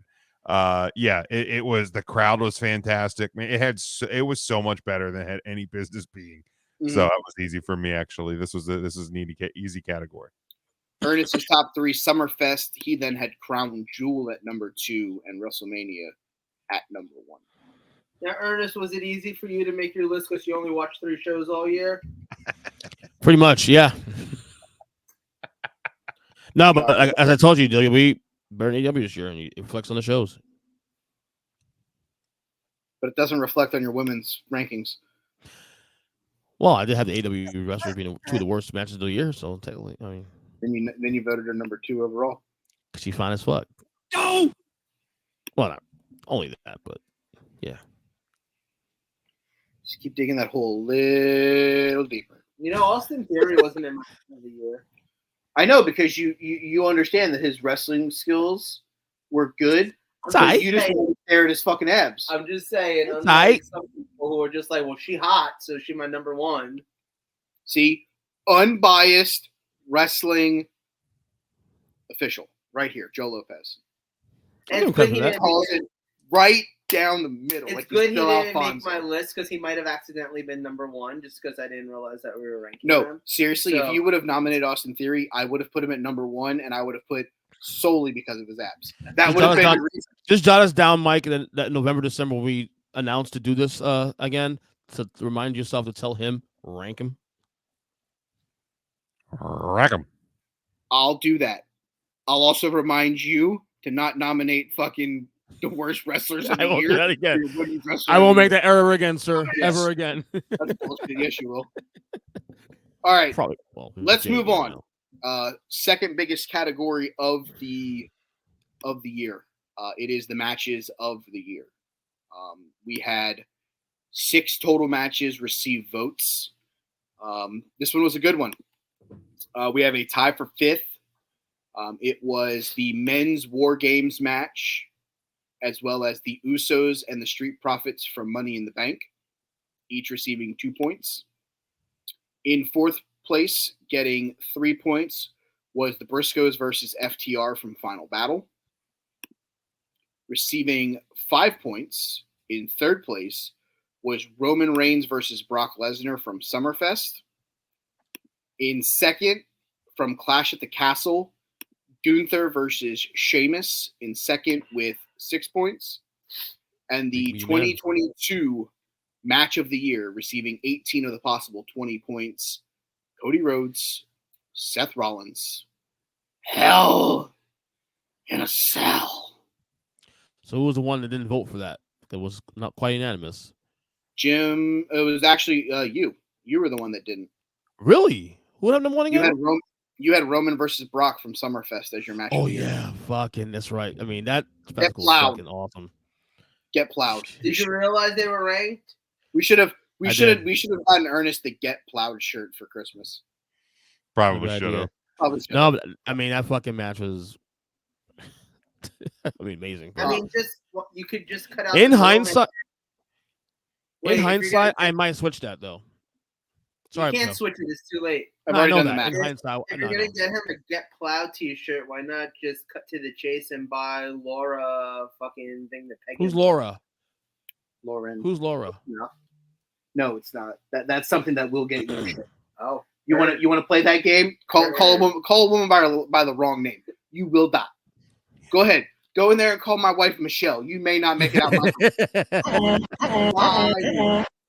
No, but seriously though, like in hindsight, if I do this over again, which I obviously we can't, I would probably have it switched and put the fucking match it, make it a clean sweep. Yeah. My number 1, Cody Seth. Number 2, Gunther Sheamus. Number 3 was the War Games match. Yeah, I had War Games. I had the Briscoes FTR from Final Battle, the double dog collar. Like that match was just it was so good, and the two teams used and utilized the double dog collar better than I've seen anybody do a strap, dog collar, chain, any of that shit in a very long time, and they did it in a tag match. What about 2 and 3, Mike? Round up. You had at number 2, you had Cody Seth, and number Cody 3 Seth. you had the Usos Street Profits. Joe's top 3 was the Usos versus the Street Profits at Money in the Bank was number 3. Number 2, he had the Clash at the Castle match, and at number 1, Cody versus Seth at Hell in a Cell. All right, now the final award of the night. It is the Mr. Brody Lee Wrestler of the Year award. This has basically been our Wrestler of the Week / Wrestler of the Month power ranking. Have determined the top 10. I'm going to go 10 through 5. We'll talk about them, and then we'll obviously reveal the top 5 from there. Do this one a little bit slower so we can talk about the years that some of these people have had. At number 10, receiving a total of 75 points, it is Joe's Man Crush, the current United States champion, The Theory of Relativity. In 9th place, receiving 79 points, we're going to Baskin Robbins in his glory. It is Keith Lee. In 8th, 81 points, he is the starting small forward for your New York Knicks, Carmelo Hayes. At number 7, 84 total points, was part of one of the greatest AEW tag teams of all time, Cowboy Bebop. It is the Hangman Adam Page. And number 6, 88 points, the now former TNT champion, still the king of professional wrestling on television. It is Joey Samoa. Let's talk about these guys real quick before we get into the top 5. Obviously, Austin Theory propelled into that situation with his U.S. title wins to get into the top 10, but had a good year. Not going to take it away from him.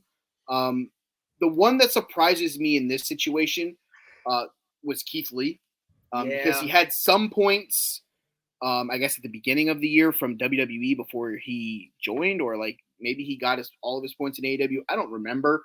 I was just surprised that he was that high on the list. I know the tag title wins was Swerve in their glory, and they had a couple of good matches. I didn't expect him to be in the top 10, especially because there were times that he just kind of wasn't existing.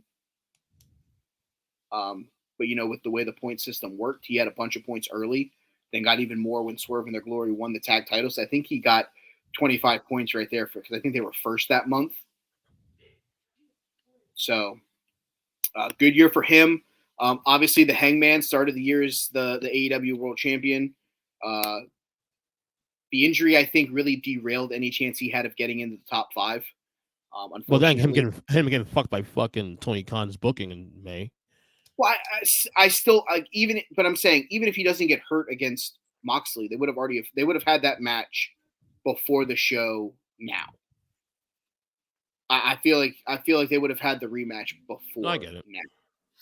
The injury, or even if they don't, and he's just wrestling somebody else and is involved in something else, he could have had great matches and maybe made a run at a top 5 spot. Don't think he was ever getting to the top spot unless he won the title back, but I digress. Anything else you guys want to hit on these 5 before we move on to the top 5? No. All right. 5th place. They are the current reigning, defending, unified tag team champions on the WWE main roster. It is Jimmy and Jay, the Usos. Number 4, the current reigning, defending NXT champion, Ron Breakker. Beep, beep, beep, beep. At number 3, the current Raw Women's Champion, the EST of the PhD of the Onomatopoeia. She don't even go here. It is Bianca Belair. She had 103 total points. That's my girl. In second place, 115 total points. The multiple-time All Elite Wrestling World Champion and the 2022 Men's Wrestler of the Year. It is Jon Moxley. And last but certainly not least, number 1, 130 total points scored. The current, reigning, defending, unified WWE World Universal Heavyweight Champion of the World, the 2022 Mr. Brody Lee Wrestler of the Year, the head of the table, the Tribal Chief, Roman Reigns. Acknowledge me. He had 130 points, propelled to victory on the merit of his finish in the December 2022 Wrestler of the Week. The Bloodline received, I believe it was like 24 points or something to get him to jump Dean Ambrose. or Jon Moxley, not Dean Ambrose. Who's Dean Ambrose? I don't even know who that is. I will say I voted for the Bloodline. At number 1, I felt the War Games match that they had, aside from the Briscoes, was probably the best match of that time frame. You guys all 3 voted for Claudio at number 1, which helped him move up the list, but he was unable to crack the top 10. He finished the year. Let me find out real quick because he's the current world champion. I'll do that real quick. He finished the year at 11. He was 1 point behind Austin Theory. FTR finished 12th with 73. Cody Rhodes and Wardlow and Seth Franklin Rollins tied for 13th with 72 points. So that is the Wrestler of the Year. Do you guys want to talk any about the top 5?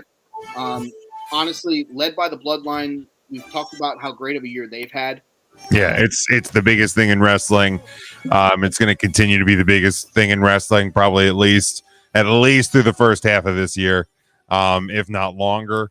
I think the only wrinkle into this, I mean, I think we're gonna have a decent idea by the end of this month, what the next 3 to 6 months of the Bloodline storyline in WWE, how it's going to be driven. But it's the single best thing going.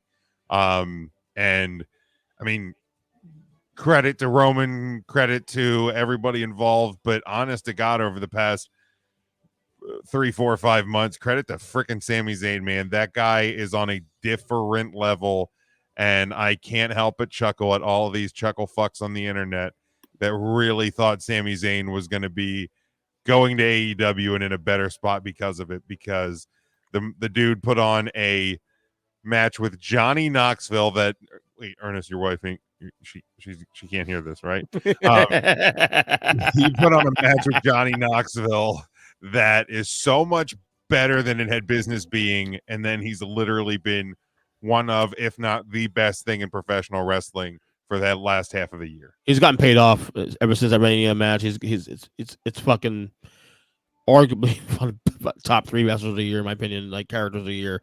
So yeah, I mean the list is what it is at this point. I mean it's settled in, and it's gonna be what it is. And like I said, the bloodline's gonna be the biggest thing. He's still. What would you disagree with then? Since you sound like you disagree with something. No, I don't. I don't at all. I think the list is where it should be. I totally agree with the list 100%. Big Cargo should be higher. Yes, not top 5 though. I mean, but no, it's no surprises here. I do think I'm really curious how the next quarter year goes. There is a surprise. I feel What like there is a surprise for you? here in the top 5. It's What Braun is it? Breaker. Well, I mean, Yeah, I mean, look, based on the way that we vote, because there's always wild cards, Joe, Ernest, but I'm more surprised because, and you mentioned Ernest not watching. he's consistent. He's consistent, I think, at least. and the top 5 is all these guys have been champions for a year, if not longer. But the thing is there have been months, and I've forgotten guys. Jim's forgotten to put guys places. You know, hell, the Usos broke the New Day's record for longest title streak with the tag titles, and Jim even looked up and said, "You know what? Fuck, I forgot about that," and had him at like 18th or 19th. You know, something that of that merit. Like, I get it; it wasn't like a 5-star match, but it was a breaking a record kind of thing. I agree. Like, shit happens, but for Braun Breaker to consistently, for 2 guys on the show, Joe and Ernest, that don't watch NXT, that probably don't even know the results of NXT, because, you know, Ernest doesn't even know how to work Google.com. Allegedly. I mean, Not alleged. Not alleged. But here's the thing, though, with Braun Breaker, though. Like, even I don't watch NXT, but I'm also Braun Breaker still makes my list for at least the premium events because he's still winning every month. So therefore, he'll make my list at least. So someone's gonna get him. So again, Roman, Braun Breaker, Bianca, you know, Moxley. What I'm saying consistent. is when you take all of our votes to create the power 25, there were plenty of times where he was like 17, 18, because, you know, you had him at 25, Joe had him at 24, Jim had him at 18, I had him at like 10, whatever it was. Okay, I'm saying I get it. Consistency is key, but there were a bunch of guys. Carmelo Hayes, Carmelo Hayes was consistent while he was the North American champion. Surprised he didn't end up with more points. Stuff like that. He's a little lower Braun than I thought. Right. Many points. I'm just saying, Braun getting 97 points and finishing 4th ahead of the Usos. It was just a surprise to me. Okay, that I'll agree with. Usos, that's all I'm saying. Right. Yeah, it's just a surprise that when 2 guys that don't watch NXT on a at all basis, aside from potentially PLEs, are voting and are weighed the same as 2 guys that at least know how to work Google.com. It's weird that the NXT guy somehow beat the longest reigning tag team champions, as well as the guy who was the AEW champion for a while on Adam Page, and a guy who's been a pivotal role of, especially with the relaunch of Ring of Honor and Samoa Joe.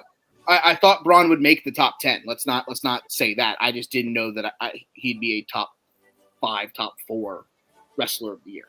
Consistency or not, it was just a surprise for me. I mean, Jim really watches NXT. I mean, to my knowledge, still, right? But did you not hear what I said whenever I said at least knows how to work? No, I get it. I get it. But I said, but Braun Breaker always make. I'll say as much. Breaker makes my list at least once a month, so he's always on my radar when I'm doing my picks every month. Breaker always makes my list, especially when NXT has a show going on. He's defending the title, so that's the thing. When you're the top guy in your promotion, you're gonna get a lot more eyeballs, a lot more attention, no matter what. So Breaker, but yeah, the one thing I will agree with you on is the fact that him being over the Usos, given how great their year's been, that's a shock. I'll agree with you on that one.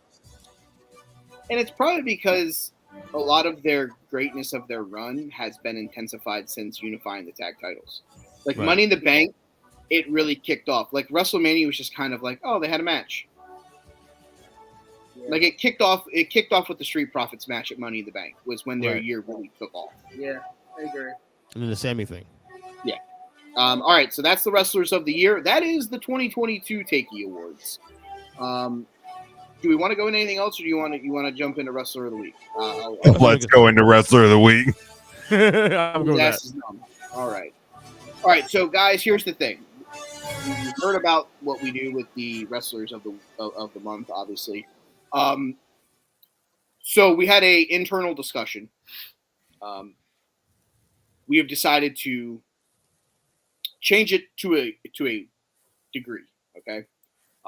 We used to have where 1 week a random person would get the third, because we started this at the beginning of last year. It was just me, Joe, and Ernest before we added Fat Hall to the mix. So I wanted to stay. Hey, yo. I wanted to stay with 9 because the way we used to do it was all 3 of us would get 3 nominees. So it kept it as 9 through the first half of 2022. So I didn't want to really change that decision. And then I said, okay, well, we have 9, 4 weeks, it's 36, 25. You're leaving out 11. If people get duplicated, you're probably leaving out 7 to 8 wrestlers, because they're probably going to end up having 3 to 5 people get duplicated, was my thought process. So we have decided now that we're all going to get 2 nominees. There will be 8 nominees a week. So that will leave us with approximately 32 nominees for the month. We've now decided that we're going to rank a top 15 instead of a top 25. We're cutting the fat on the bottom 10 of the rankings. So the way it's going to work, first place is still going to get 25 points. We're going to go 25, 24, 23, all the way down. I think that's the fairest way to go about it. If you guys want to change the point scale in some way, shape, or form, we can discuss that off air. What was easier to you? What was easier for you? I mean, I didn't know if you guys wanted to give like first place 25 points and then second place 20 down. Give them like a 5-point. I think No. the points per spot is good. Okay. Yeah, I think it's good. That's what I'm saying. If you guys want to change something, we can talk about it off air. We don't need to do it here because it's been a long enough show. We're at the hour 30 mark between just the awards. All right.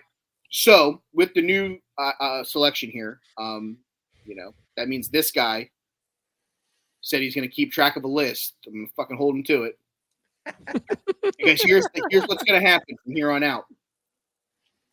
Jim's gonna text me his list privately. Ernest is gonna text me his list privately. I'm gonna have my own list. We're gonna put some heat back on Skinny Hogan here to actually keep track of a list because he was so adamant that he would do it. So we're gonna keep some coal over the fire there. That's fair. All right, 8 nominees, 2 each. I'm gonna give producer Jim the right to make the first selection since. This is the first year he's going to go wire to wire with us. So, producer Jim, I'll give you the honorary keys of the Ferrari to start this bad boy off. Let me start off with the guy who probably had the best match of the week and is a new IWGP US champion, and that is Twinkle Toes McFinger Bang himself, Kenny Omega. Twinkle Toes McFinger Bang. Gotta love That's it. That's credit to Jim Cornette on that one. The guy doesn't get a lot of things right in the. You got that one right. But definitely got that one right. Twinkle Toes McFinger Bang is it. I'm gonna go with someone who's finally righted the wrong. that is Ronda Rousey. I almost took this one, Mike, but I gave you the honor. Thank you. I'm going to take Charlotte Flair here. So, for those of you at home, obviously our group chat, Charlotte comes out. I go, what the fuck is this music that she's coming out to? Like, I just don't I didn't get it. Probably didn't help that I had kids screaming in my ear. Because literally after she won the title, I heard it again. I'm like, all right, I don't hate this as much as I said I did in that text 3 seconds ago.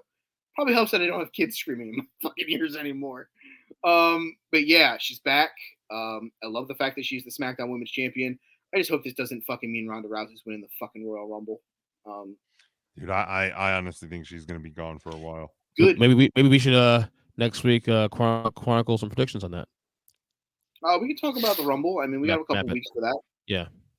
We might actually peel back the layer and do the Ultimate Royal Rumble card like we did the Ultimate Survivor Series card. Maybe a watch along too next week, month or so. Over the month we can. Maybe not next week. We'll talk off air, obviously. Okay. All right.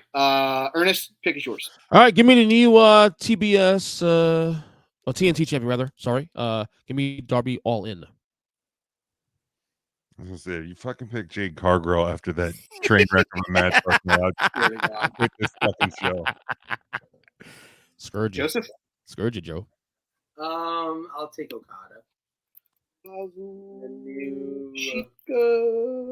new really ugly fucking belt champion. No, the really ugly belt is the fucking New Japan World. Oh, it's so Oh, that ain't bad. pretty either. Do you have that picture? Can you? Let me find it quick because that was actually on Tim's end. It was on Tim. Okay, because I was.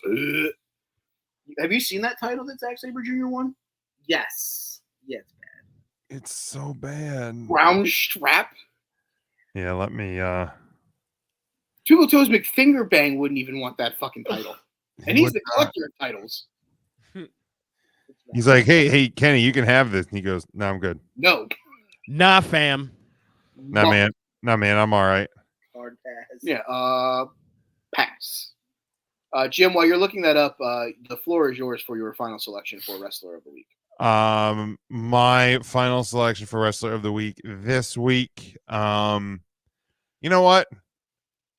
The title is fucking hideous. Oh my god. Ugh. Right? So bad. That's so fucking basic. It is bad. so bad. And Like it's a brown 1960s strap shit. with like gold around the edging of Like it. Zack Ugh. Sabre Jr. couldn't even get it to like mold around his stomach. Oh, it's so Just bad. fell. It's so bad. I just don't want to look at it anymore. But I will go with Zack Sabre Jr. Look, the title sucks. He's got to carry it. I feel bad for him. But he had the tournament to culminated in the victory for it. It's not every day you get a new champion in a company as prestigious as New Japan. So Why do you still have the title belt? It's really ugly. Why is it still up on the screen? I don't understand. Oh, that's Ernest. Never mind. okay, I think Fuck off, that Shorty. was racist. I think that was racist. And that's racist. That was racist. Shots fired. That one was racist. No, he doesn't even have gold around the edges. Holy shit. This just got derailed. At least we made it to an hour and 40 minutes. Quit looking at me. Shit. At least Go ahead, at the end. Michael. Give me the new IWGP Junior Heavyweight Champion. Give me Hiromu Takahashi. All right, give me this guy who retained his title this week. Sorry, Joe. Give me Austin Theory. Oh, that's just rude. Don't give a That's fuck. fucking rude. Yeah. Sorry. It's Not even really. ruder because there's no way you watched Raw on Monday either. Zero chance. YouTube friend. Zero. Google's friend, and through Google also owns YouTube.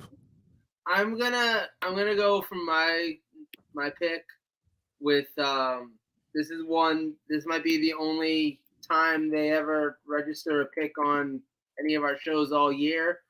To be honest, it's a match from Pro Wrestling Noah. Give me Shinsuke Nakamura for getting a win on what I'm pretty sure was like his second to last ever match.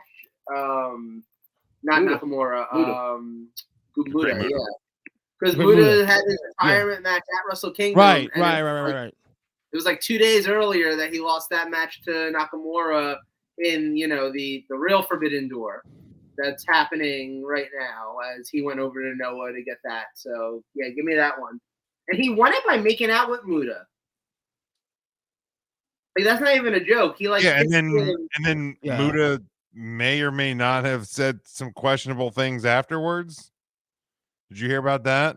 No. I didn't hear. That didn't hear. Yeah, like in the let me see if I can find it. I'm not going to find the clip, but So while you're finding it, let's talk about the fact that Ernest didn't nominate Mercedes Moné On a list though, but because that fucking move that she tried to pull on Kairi Sane, hot garbage. Mm-hmm. So in the post-match comments, Muda said he's good, Shinsuke's good, but maybe he's Q word.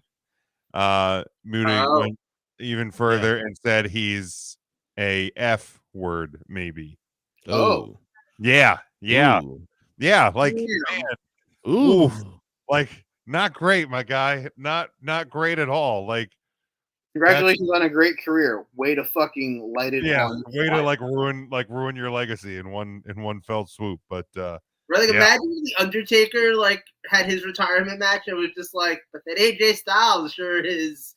He's got that pretty soccer mom hair. right, like at least the Undertaker has the respect for the business to do it subtly by wearing the 9-line and thin blue line shirts in his documentary. Like he doesn't have to be so blatant about it. Like it's like, okay, Mark, we get it. We got it. We got it, Mark from Texas. We see what you're saying. We figured that one out, Mark. He's a little mad. Unlike but his he brother of hides it. Destruction, who's human garbage. Like that guy sucks ass. Yeah. He's Mark straight from mad. Texas is very subtle about it. Yeah. All right, so before we wrap this thing up, obviously Wrestle Kingdom is come and gone. Mercedes money, Kairi. D Monet. She literally. It's like the old bit from Blazing Saddles. Hi guys. Count the money. It's D Monet. No, she actually posted on Twitter building up the match, and it's not Monet, it's Mercedes money. Well, She then that's literally. just a She's fighting off Carmella. Nice. That's See, just a foul. While I find that. I believe you, but No, because I want to play it because now I'm fucking losing my mind. The match with her and Kairi could be really good. Obviously, we talked privately about the lack of reaction from Japanese fans. Is that scheduled? I'm in English on Fight.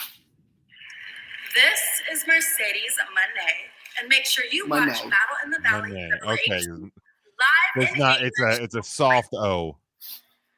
Yeah, it ain't Monet like people. Emphasis on the A, but it's it's not Monet, Monet. It's Monet. Monet. Okay. Monet. So it's money. It's money with a hard A. Yeah. At the end. Got it. Exactly. Hey. So the match with Kairi, I think, will be just fine. Go back to being Sasha Banks, you bitch. This is gonna be that much easier when you go back to Mercedes Vassallo or whatever. Anything would have been easier than Monet, Jenny. I just felt like running. I need to find my tweet because it basically sums up my thoughts on the whole thing. I think the match will be fine. Speaking of his tweets, I think the match will be fine. But what does she do after the match? When is that match going to happen exactly? February 18th. Yeah, it's at the New Japan show in California. In California. So what if her name had been Versace Lockbox? Okay, so right, though? she wants to have a match in Japan, but her first match for New Japan is in California. Yes. Where the fans will No, react. it makes sense. Honestly, I think it makes sense to do it that way. I do too. But you're going to take the title off of Kairi, who you've been building to put the title on her? Wow. You give her the belt in. How much did they build Kairi? It was like a match that she won. They've built her a lot in Stardom. Yeah, but not on New Japan proper.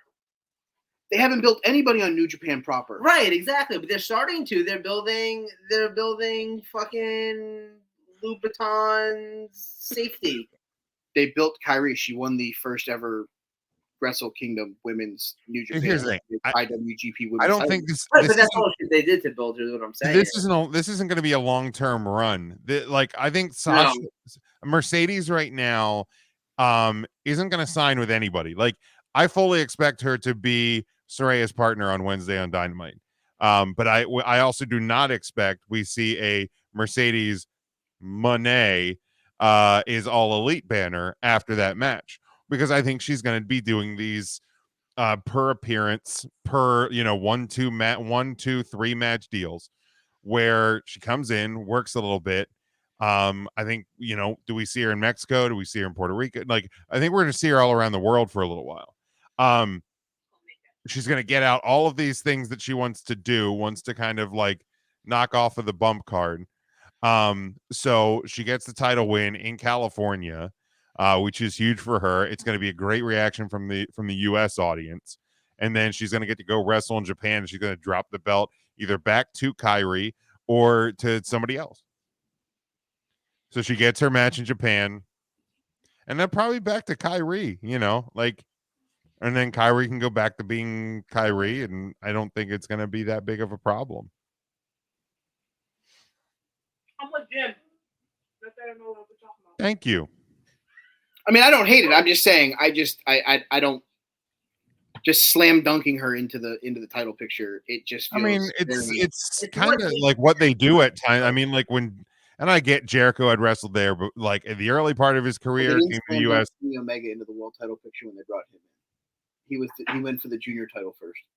Yeah, but back when he first started with New Japan, they weren't as quick to give Americans titles. Like, they didn't slam Jay White into the world title right away. Yeah, but Jay White was nobody when he first came in. Like, at least Sasha is. But what I'm saying is you said that's what. I think that's right there. I'm using Joe's argument of that's what New Japan does. Well, but that's what they do with like established stars. Is my point. Yeah. They did it with Chris Jericho. They did it with Jericho. Who else have they done it with though? Who else have they had come in that were like established stars? You know what I'm saying? Like, who else? Like, yeah, I think AJ Styles, Jericho, but Styles, I don't think he wasn't big to Impact Wrestling. He wasn't big on the main. Yeah, he became a star because he was in New Japan for so long. Because he put on a Bullet Club T-shirt. Let's be real. Yeah. But I'm just saying, like, I don't like they do. Mercedes is the Jericho to the women's division. They've done it twice. They don't do it all the time. But it's also the only two times that you can really point to, like, kind of. But also, I think when you're looking to establish a division, that's new, right? Getting a lot of people who are Mercedes fans to tune into it gets eyes on a product that normally wouldn't watch it. I think that's tune in and see it, and then having the match in California. They're hoping that North American fans will watch the North American show. Yeah. Because here's the thing. Well, yeah, that's why they're doing it. That's why they're doing it at the California show. That's why their first match isn't in Japan, because how many fucking right. But that's what I'm trying to. That's what I'm trying to say, Mike. Is I'm not disagreeing with you. I'm just playing the other side of the fence for argumentative sake. I'm not saying that it's a bad idea. Why are we arguing? It's 1 a.m. Because Mike is extra. It was. Should she be on the show every week? Can be. Can be if she wants to. No, because we were having the conversation about her, so I was just playing the other side of the fence, because it is something like you said. She's not signing a long-term deal. Yeah, that's all it is. Like, are you okay? She wins the title. Is she dropping it in March, or is she not going to come back until July when they have their next big show at one of those arenas, and she's going to go defend the title in Mexico and whatever to help build the brand? If that's the case, like, fine. And then you have Kyrie go over to Stardom and wrestle all the women in Stardom, and then eventually you have a number one contender. Then she wrestles in July. Fine. Like, I don't have a problem either way. I'm just saying from a other side of the fence perspective, when you're talking about a women's division that you're trying to get off the ground, it feels kind of like the Roman Reigns effect. If she wins the title and then she's not there. Yeah, and I mean, we'll see what we'll see what her deal is. I mean, but I don't hate it. Again, I'm interested to see what happens. 2023 got off to a good start. looking to see what they decide to do with Kenny Omega with the U.S. title, because is he going to defend that in AEW? Does this mean that Death Triangle is going to win on Wednesday night? Because that's a pretty big card coming up. You know, that's probably like the first quote big show outside after Wrestle Kingdom. You know, we have match number 7 of the best of 7 series there. The start of Daniel Bryan Danielson potentially becoming the number 1 contender. John Moxley, Adam Hangman Page, Saraya, and Tony Storm allegedly versus Jamie Hayter and Britt Baker, that me and Jim both think will end up being Mercedes Moné. Yeah, so a lot of fun stuff coming up. Ernest, got anything you want to plug before we kick rocks? Oh yeah, shout out to Sheldon Benjamin, 20 years in the business now. Got acknowledged this past Monday on main event. Oh, main event. Yeah, I saw that. Like, sad. Why can't I give him the fucking treatment on fucking Raw? Anyway, Earthly Podcast called All Past Podcast Catchers. I'm gonna huddle up every Tuesday with this jabroni to my right. Yeah, you feeling loosey, aren't you? And numb. Yeah, my fucking ass is numb. Will you stop worrying about how numb his ass is, Ernest? Your obsession with my Twitter feed and my ass are very concerning. Creep. I thought Joe You'll was be okay. You'll be okay. Ernest Buddha called. Shut up. EJ Christian 7 on Twitter. I'm done. I'm going to sleep, guys. Great show. Oh, that's right. Ernest was obsessed with my nipples. Yes. Damn. Man, EJ, you got problems, man. You need to talk to somebody. You know me 8 years. You're not figuring this out now? Really? Me and Joe have made it a 2023 goal to see more wrestling. Our second goal is to go to Philadelphia or Pennsylvania and hang out with Jim and the guys for SummerSlam, so we can meet every fucking person that you've been friends with longer before you. That's I love that. Good goal to That's have. a good resolution. Good goal to have. Well, other than that, I'm done. So I'm good. Producer Jim? Yeah. Before I close out, credit to Tony Khan for the redesign of AEW Dynamite's logos and sets. Very nice. Picking red and blue and having big giant screens is really landmark and groundbreaking in the wrestling industry, and nobody's ever done it before. So huge congratulations to them for that, man. Red and blue, so awesome, so unique. WWE main event. So I'm so thrilled to see red and blue graphics and a big giant screen on a stage. That is really, really something I've never seen before. But you can follow me at Big Jim Sports, but at Huddle Up Podcast. We are live on Tuesdays. We get and one from EJ on Wednesdays. Are we doing a 5 for Fighting this week, Mike? Yeah, it'll be to you in a little while. All right, cool. I'll get that up probably tomorrow. Yeah, there'll be some observations. I was waiting for the finals of the World Junior Hockey Championship so I could talk. Gotcha. All good. That's fine because my observations probably won't drop until Saturday. Because my first observation regarding Jim Harbaugh in Michigan, I'm waiting to see what more news which here's the deal. The news that came out this evening, those sort of investigations can take literal years. Yeah. So he'll probably be gone before anything comes out of this. He'll stay for another 2 years and be gone before. Yeah, Ficarelli. Oh boy. He'll go for the national title when JJ McCarthy retires. Then he goes to the NFL, and then Michigan's fucked. But so hold on to your seats, Wolverines fans. It's going to get bumpy. But at Huddle Up Podcast, make sure you subscribe to the feed there because all of the bonus content is podcast feed only. You can follow us on social media at Huddle Up Podcast everywhere across the board. 3 Count Thursday at 3 Count Thursday across the board, 3countthursday.com. We have the Thursday live show. We talked about our top 5 matches of the year. The Tuesday podcast coming up. We have some stuff looking forward to 2023 and a game, little fun teaser. You get we played a game called Hallmark Movie or Yankee Candle. So check that out. That's coming up on the Tuesday show and more. So had a lot of fun there. And discussions with a nobody at DWAN Pod on Twitter. Discussions with a nobody on Facebook. Drop the new logo, and we should have our first discussion of the year coming up over this weekend. So very good, Joseph. All right, you can follow the show on Twitter at Take3 Wrestling. You can follow me at They Call Me Burn.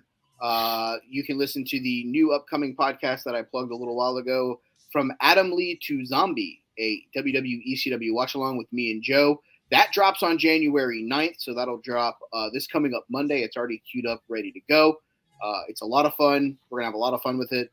We're currently ranking basically jobbers that the Sandman canes through the first 4 episodes. It's been a lot of fun. Macho Libre. Yeah, Macho Libre. What I will say, though, 2022 was a landmark year for us. Hopefully 2023 is something that becomes bigger and better. You can check out our TeePublic store, teepublic.com/wrestling podcast. We have 3 shirt designs, the black and white, the red and black, and the Tiger Liger t-shirt.